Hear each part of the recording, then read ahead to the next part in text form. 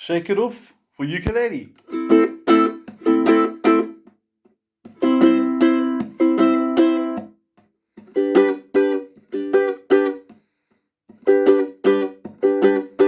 Now the chords are really nice and easy. So for a new player to ukulele, really nice chords, A minor, C, G. We'll look at them now.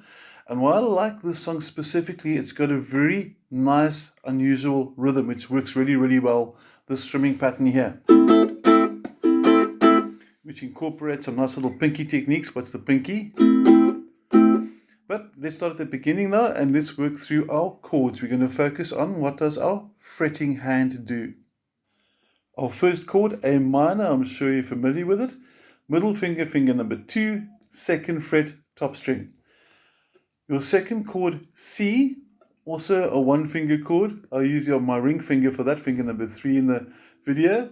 And it's in the third fret, bottom string. And then the only chord that's a little bit of a challenge, possibly, is the G chord. Middle finger to the bottom second fret. First finger also to the second fret, but on the third string from the bottom, and ring finger goes to fret 3, second string. This is G. Okay, now I'm going to sit and refocus from the A minor, C, G onto what does our strumming hand do. Strumming pattern should be something like this. I'm going to play an A minor at the top so you can hear the A minor, but you can see what I'm doing with the strumming. Notice I'm not using a pick. You may use a pick if you want to. So if you've got one of those, I don't mind. I just prefer using fingers for this personally. And your rhythm pattern is simply, I'm first going to say it, up, down, down, up, down, down. And watch the timing, watch the spaces. Up, down, down, up, down, down. Want to try that with me? 1, 2, 3, 4, 1 and 2 and 3 and 4 and 1 and 2. Now, first of all, very important, this is one of the few rhythms where we don't start strumming on the first beat. I think most of the songs we've done so far, you always start strumming on the count of 1. You start strumming. For this song, on the count of 1, nothing happens. The up strum starts on the and after the 1. So it's 1 and 2 and 3. And I'm going to play through twice. I'm going to zoom out a little bit first though.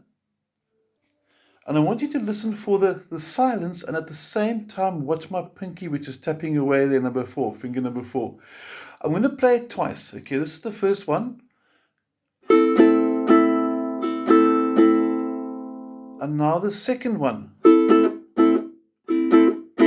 I'm hoping you recognized and heard those silent gaps clearly. And what's actually happening is the first 2 strums, that up, down. Okay, that's the 2 strums, up, down. As soon as I'm finished with the down strum, I relax the pressure with my middle finger, so I don't take it off. I simply relax pressure and simultaneously put my pinky across all 4 strings. So from a different angle, like that. After that, I strum A minor again, and I silence it again. So what makes this rhythm really cool, and maybe slightly sneaky for the first time around, is that pinky action. And we need to do it twice in a row, so I'm going to count in, see if you can play along with me slow motion. 2 and 3 and 4 and 1 and 2 and 3 and 4 and 1 and 2. We got that. Then you go to C, as we said, ring finger to the bottom, 3rd fret. And this one over here, because the pinky is going to battle to get it, we're going to do. Or we can swap to another finger and do this. So see which one works better for you. Do you prefer maybe using your middle finger to mute it? Or do you prefer to maybe play C slightly differently and then mute with my middle finger, finger number 2? I honestly don't mind. Go for which of those work best for you. And then lastly with the D, we're back to the pinky. Sorry, G, I said D. Lastly for the G, we use the pinky again. And we're going to play through twice. Now, very important, the silences, the gaps, the pauses. If you listen to the original, on Shake It Off, Taylor Swift doesn't have a ukulele or a guitar. There's a keyboard playing da-da-da, da-da-da, 3 and 4 and 1, da-da-da, etc., etc. So that da-da-da, da-da-da, 3 and 4 and 1, 3 3 and 4 and 1.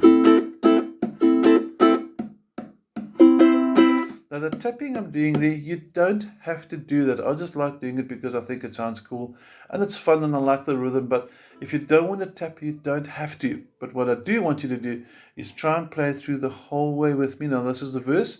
Once through for A minor, once through for C, and twice through for G.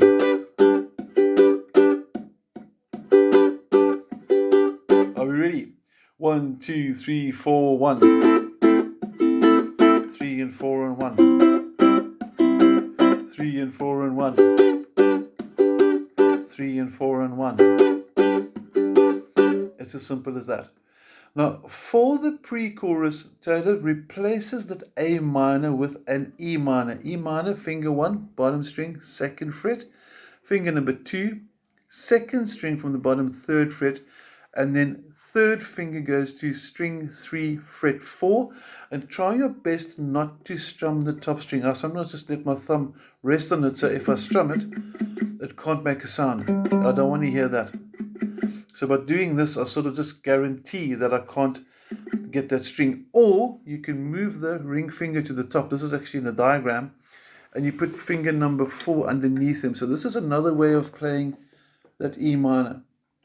But I'm going to stick with this one. It's a bit easier. But you may do that as well with the pinky. Okay. And it's going to go through 1 E minor. And you're going to go to C. So nothing really changes from the verse to the pre-chorus, excepting the A minor for the verses is now an E minor. The C is common to both verse and pre-chorus, as is the G played twice. Now the chorus. The chorus has got a real fun chord. Just that, believe it or not, when you play your ukulele open like this, no fingers on, that is actually A minor 7. If you don't believe me, get a guitarist to play A minor 7 or a piano, keyboards. And A minor 7 should sound like this. That's A minor 7.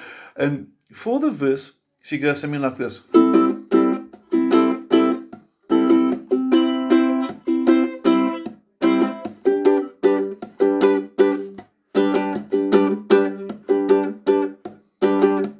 And all that's really changed there is that first,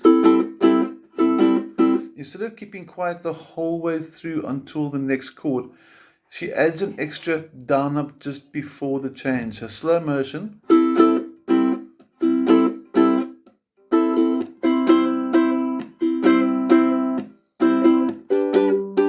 So all that's changing is an extra little down up, which is quite cool. It adds a bit of extra embellishment, a bit of change to the rhythm, and it makes it slightly more busy, which means it lifts it up and makes the chorus more of a focus point. And your dynamics are obviously the most important thing for the song. So just to revise, damping is crucial.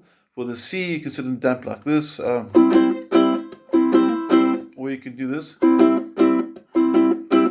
That's not that important, but for the A minor and the G's, definitely want to get the pinky working, but crucial, make sure the silent gaps work. If you're not sure, send me a video what you're doing so I can assess what you're doing and I'll happily help you out.